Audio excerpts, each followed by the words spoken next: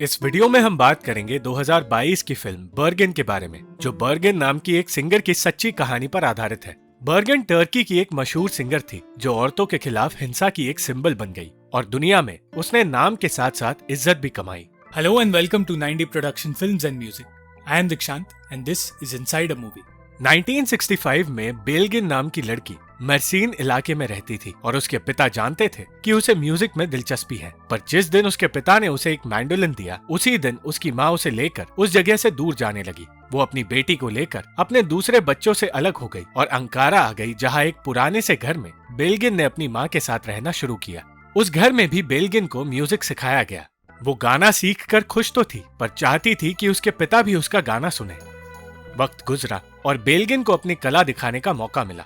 बेल्गिन को म्यूजिक सिखाने के लिए उसकी माँ सबाहत ने उसकी टीचर का शुक्रिया अदा किया।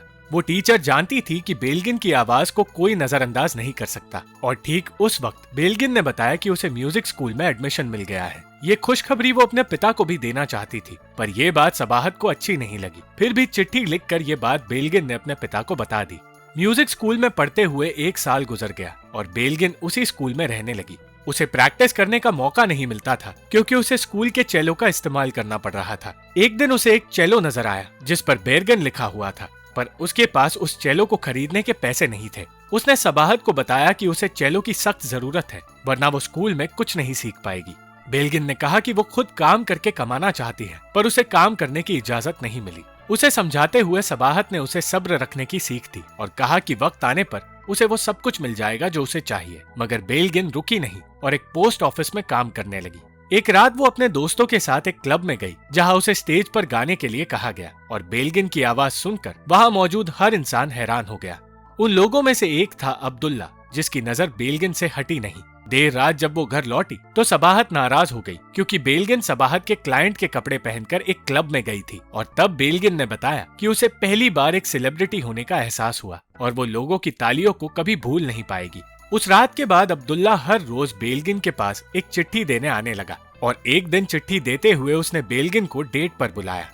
बेल्गिन ने उसकी बातों पर ध्यान नहीं दिया, पर अब्दुल्ला ने हार नहीं मानी। धीरे धीरे अब्दुल्ला और वो एक दूसरे को पसंद करने लगे, पर यह बात सबाहत को अच्छी नहीं लगी। अब्दुल्ला ने उसे गाड़ी चलाना भी सिखाया और तब उसने बेल्गिन से कहा कि वो उससे शादी करना चाहता है। बेल्गिन झट से शादी के लिए मान गई, पर यह बात जैसे ही सबाहत को पता चली तो अब्दुल्ला से मिलकर उसने कह दिया कि वो उनकी शादी नहीं होने देगी। सबाहत का मानना था कि बेल्गिन के करियर के बीच अब्दुल्ला आ रहा है और इसलिए वो नहीं चाहती कि उसकी बेटी के सपने अधूरे रह जाए। शादी ना होने से बेल्गिन का दिल टूट गया और अब्दुल्ला ने उससे मिलना बंद कर दिया। धीरे धीरे वो अपने सपने से दूर जाने लगी और उसे निराश देखकर सबाहत उसे सुधारने की कोशिश करने लगी। पर सबाहत भी जानती थी कि बेल्गिन कितनी दुखी है। एक दिन उनके घर उनसे मिलने एक रईस आदमी आया। वो आदमी उसी क्लब का मैनेजर था जहां बेल्गिन ने गाना गाया था और वो चाहता था कि बेल्गिन उसके क्लब में गाना शुरू करे क्योंकि सारे लोग उसके गाने को पसंद करते हैं। सबाहत ने इनकार कर दिया, पर बेल्गिन खुशी खुशी राजी हो गई। उस दिन बेल्गिन ने अपना नाम बदलकर बेर्गन रख दिया और अगले ही दिन से वो क्लब में गाने लगी। बेल्गिन को एहसास हुआ कि वो कभी अब्दुल्ला के साथ नहीं रह सकती, इसलिए उसने ये रिश्ता तोड़ दिया और अब्दुल्ला को भुलाने की कोशिश करने लगी। पर एक दिन उसे खबर मिली कि क्लब में गाने की वजह से उसे म्यूजिक स्कूल से निकाला जा रहा है। बेल्गिन ने समझाया कि वो क्लब कोई बुरी जगह नहीं है, पर उसकी बात अनसुनी कर दी गई। उस दिन सालों बाद बेल्गिन के सामने उसके पिता आए, पर वो उससे मिलने नहीं आए थे। उन्हें पता चला था कि बेल्गिन एक क्लब में गाने लगी है और इसलिए वो ये कहने आए थे कि उसने अपने परिवार का नाम मिट्टी में मिला दिया है। उस वक्त बेल्गिन को एहसास हुआ कि उसके पिता कितनी छोटी सोच के हैं और इसलिए सबाहत ने उसे छोड़ा था। बेल्गिन को ये भी एहसास हुआ कि उसकी लिखी चिट्ठियों की उसके पिता की जिंदगी में कोई अहमियत नहीं और ये जानकर उसने अपने पिता से रिश्ता तोड़कर उनकी दी हुई निशानी हमेशा के लिए तबाह कर दी। उसने क्लब में गाने का काम जारी रखा और कई रईस लोग सिर्फ उसका गाना सुनने क्लब में आने लगे। एक रात क्लब का मैनेजर निकाती अपने साथ शेवदेत नाम के एक आदमी को लाया। वो आदमी चाहता था कि बेल्गिन अदाना शहर में गाना शुरू करे और उसके क्लब में काम करे। इस नए मौके का पीछा करते हुए बेल्गिन अपनी माँ के साथ अदाना पहुंची, पर यह नई दुनिया और यहाँ के नए लोग उन्हें अजीब लगे। जल्द ही शेवदेत के क्लब में बेल्गिन ने काम करना शुरू किया और उस क्लब में उस पर हालिस नाम के आदमी की नजर पड़ी। बेल्गिन ने अपनी कला से इस क्लब को भी मशहूर कर दिया। क्लब में बेल्गिन के साथ साथ नादिरा नाम की एक औरत काम कर रही थी जिसकी बातें सबाहत को भद्दी लगती थी, पर नादिरा बेल्गिन की अच्छी दोस्त बन गई। एक रात अपने कमरे में लौटने पर बेल्गिन ने देखा कि उसका कमरा फूलों से भरा हुआ है और उसे समझ आया कि लोग उसके दीवाने होने लगे हैं। वो अपनी तरक्की एंजॉय कर रही थी, पर एक दिन उसे खबर मिली कि उसके पिता की तबीयत बहुत खराब है। वो जल्द ही उनसे हॉस्पिटल में मिलने गई और अपनी जिंदगी के बारे में उन्हें बताने लगी, पर उसके पिता ने उससे अपना मुंह फेर लिया। सिर्फ वो ही नहीं, परिवार के दूसरे लोग भी बेल्गिन को बुरा भला कहने लगे और कहने लगे कि उसे एक नॉर्मल जिंदगी जीनी चाहिए थी। पर सिर्फ बेल्गिन जानती थी कि वो जिंदगी में किन हालातों से गुजरी है और उसके अलावा बाकी सबको एक पिता का प्यार मिला है। नादिरा बेल्गिन को समझाने लगी कि उसकी किस्मत नादिरा की किस्मत से बेहतर है, इसलिए उसे निराश नहीं होना चाहिए। कुछ दिनों बाद क्लब में गाते हुए बेल्गिन बेहोश हो गई और उस वक्त उसे हालिस ने संभाला। हालिस के साथ वक्त बिताते हुए बेल्गिन बेहतर महसूस करने लगी और उसे पता चला कि उसके कमरे में फूल भेजने वाला इंसान हालिस ही था। बेल्गिन भी हालिस को पसंद करने लगी, पर यह बात सबाहत नहीं जानती थी। धीरे धीरे बेल्गिन और हालिस एक दूसरे के करीब आने लगे और एक रात हालिस ने बताया कि उसने बेल्गिन के लिए हुए सारे कर्ज चुका दिए हैं। इतना ही नहीं, हालिस उससे शादी करना चाहता था, पर इस सब से सबाहत अनजान थी। एक दिन नादिरा से बात करते हुए सबाहत को पता चला कि उनके कर्ज चुका दिए गए हैं और तब सबाहत समझ गई कि बात हाथ से निकल चुकी है। सबाहत को डर था कि हालिस भी उसके पति जैसा निकलेगा, पर बेल्गिन का कहना था कि वो शादी के बाद उसे क्लब से आजाद करके कॉन्सर्ट्स में गाने का काम देगा। बहुत देर तक बहस करने के बाद भी बेल्गिन ने अपनी माँ की बात नहीं सुनी और जल्द ही उसकी और हालिस की शादी का दिन आया। अपनी माँ की मर्जी के खिलाफ शादी करके बेल्गिन अपने पिता से मिलने गई और बेल्गिन के पिता समझ गए कि हालिस कोई राज छुपा रहा है। शादी के बाद बेल्गिन की दुनिया बदल गई। उसने क्लब छोड़ दिया और सिर्फ नादिरा उससे मिलने आया करती थी।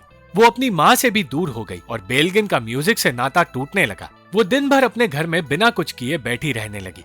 हालिस का बर्ताव भी बदलने लगा और एक दिन बहस करते वक्त उसने बेल्गिन को पीटना शुरू कर दिया। महीनों बाद बेल्गिन को अपनी माँ से बात करने का मौका मिला, पर उसने अपनी माँ से सच्चाई छुपाई। बेल्गिन ये तक नहीं जानती थी कि हालिस काम क्या करता है और वो अपनी इस नर्क जैसी जिंदगी से निकलकर अपनी माँ के पास जाना चाहती थी।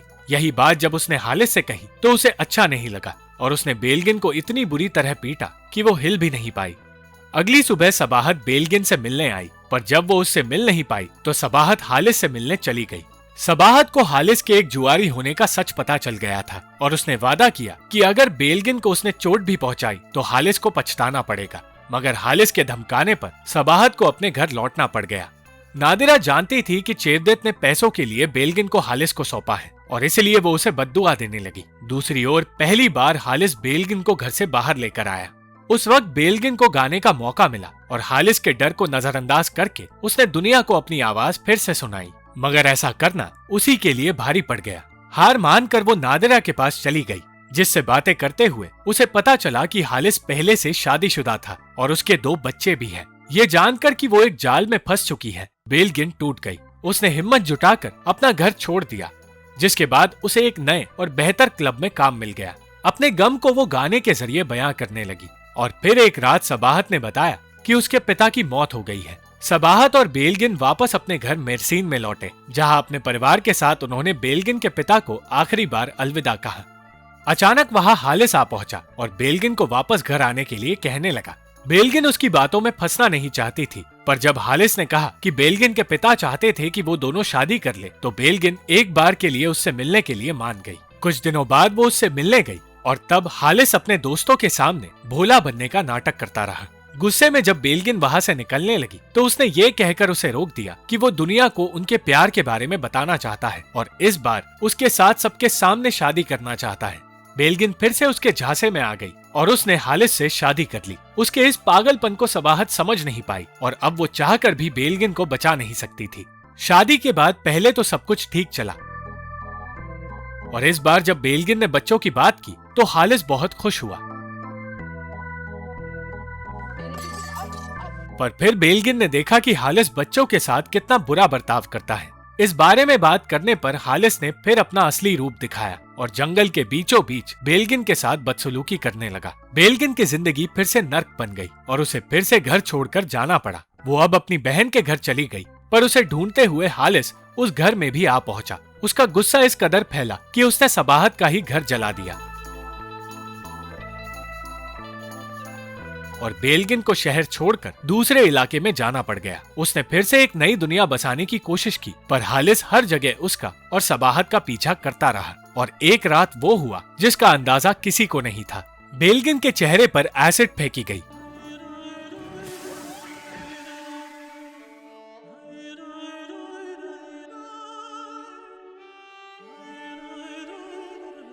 और 42 घंटों के ऑपरेशन के बाद बेलगिन के परिवार को बताया गया कि उसकी सिर्फ एक ही आंख बच पाई है। हालिस के पीछे अब पुलिस लगी थी और वो ये कहकर बेलगिन को धमकाने लगा कि वो सबाहत की जान ले लेगा, पर बेलगिन ने केस वापस लेने से इनकार कर दिया। कुछ दिनों बाद बेलगिन से मिलने अब्दुल्ला आया, पर बेलगिन ने उसे वहां से जाने के लिए कह दिया। बेलगिन ने अब अपना सब कुछ खो दिया था और 2 सालों तक वो शराब के नशे में डूबी रही। उसे इस जिंदगी से बाहर निकालने के लिए उसका पुराना दोस्त आया, जिसने उसे एक प्लेबैक सिंगर बनाकर फिर से गाने का मौका दिया। और इस बार बेलगिन उस चेलो को खरीदने गई जिसे वो हमेशा से खरीदना चाहती थी। उसी चेलो के साथ बेलगिन ने अपनी जिंदगी बदल दी और सालों की मेहनत के बाद वो एक मशहूर सिंगर बन गई। वो अब किसी छोटे क्लब में नहीं बल्कि बड़े स्टेज पर गाया करती है और साथ ही वो खुद के गाने भी बनाती है। बेलगिन को अब वो शोहरत नसीब हुई जिसके बारे में उसने सपनों में भी नहीं सोचा था, और इस शोहरत से सबसे ज्यादा तकलीफ हालिस को हो रही थी, जो सालों से कैद में जी रहा था। उसी हालिस को बेलगिन ने बताया कि अब वो चाहकर भी उसकी जिंदगी बर्बाद नहीं कर सकता। अपने गानों के जरिए बेलगिन औरतों के खिलाफ हो रहे वायलेंस से लड़ रही थी, पर ये लड़ाई उसके लिए आसान नहीं थी क्योंकि उसे नफरत करने वाले लोग भी बढ़ते जा रहे थे। फिर भी कोई उसकी हिम्मत तोड़ नहीं पाया।